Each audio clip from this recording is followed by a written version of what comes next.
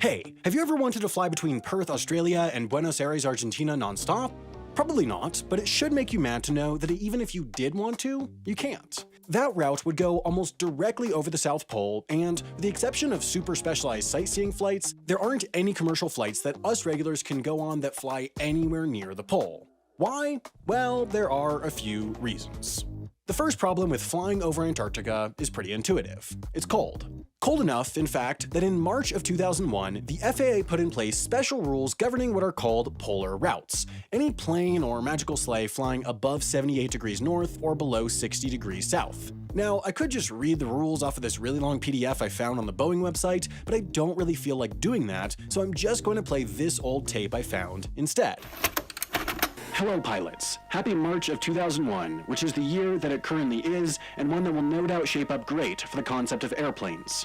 Have you ever wanted to fly over the poles? Well, it's not Well, it's as easy as wait, there are more than 3. All you need to remember is one simple word. Skempt. Yes, with skempt, flying over the poles is a breeze. Keen pilots may notice that the first letter of skempt is S, which of course stands for special training.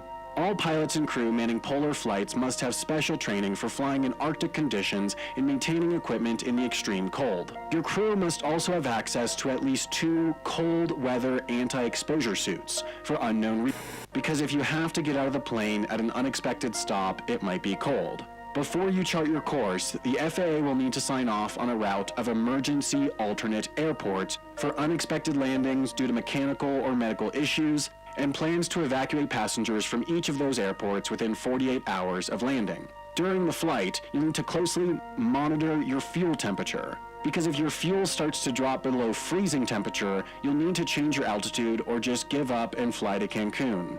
Polar flights will also necessitate the use of charts with your true heading, rather than traditional magnetic navigation. That's because the poles have an area of magnetic unreliability due to the presence of due to science. As long as you can remember to skempt, your passengers will be spared a horrible, horrible death.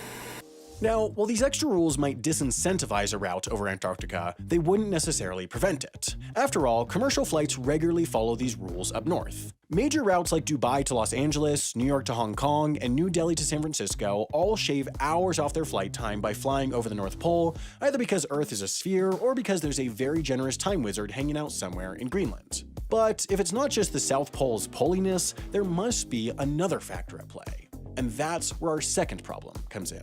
Basically, every commercial twin-engine plane is given a certain rating for how far it can be at any given time from a suitable diversion airport. This is to make sure that there's always a runway that a flight can divert to in the event of an emergency, like if one of your engine fails or you run out of those little bags of peanuts. This rating is called ETOPS, and it's measured in flight time. Before 1985, all twin-engine planes were ETOPS 60, meaning they could only ever fly within a 60-minute radius from an airport. Because of this restriction, flying over any major stretch of ocean had to be done by larger 3 or 4 engine planes. As planes got better, ETOPS numbers went up. Nowadays, most common commercial planes like the Boeing 737 and the Airbus A320 can have a rating of up to ETOPS 180. That covers about 95% of the globe, pretty much everything except for Antarctica. To put things into perspective, the closest potential diversion airport to the South Pole is the Ushuaia International Airport in Argentina, but it's still about 2,500 miles or 4,000 kilometers away. That's like spraining your ankle in Manhattan and walking to Nicaragua to get it fixed, assuming you can walk at 560 miles per hour in a straight line over the ocean, in which case a sprained ankle probably isn't that big. Okay, look, it's not a great analogy, but the point is, the South Pole is far away. Even the longest range commercial aircraft in the world, the Airbus A350, caps out at a rating of 370 minutes, leaving a fairly large chunk of the continent off limits to law-abiding pilots. Despite all these restrictions, an airline could, theoretically, route a flight over part of Antarctica. They just need the right plane, the right equipment, and a specially trained crew. At the end of the day, though, there just aren't many routes over Antarctica that make sense. The vast majority of international flights already take place in the Northern Hemisphere, since that's the hemisphere with 90% of Earth's population and 100% of Earth's M&M stores. Now, some flights do come close to the Antarctic coast, like the routes between Sydney and Johannesburg or Santiago, and depending on wind conditions, they will sometimes fly over a tiny bit of Antarctica, but absolutely zero go anywhere close to the pole itself. Remember the theoretical route I brought up at the beginning of the video from Perth to Buenos Aires? That's pretty much the only one, and there just isn't enough demand to warrant flying it anyway.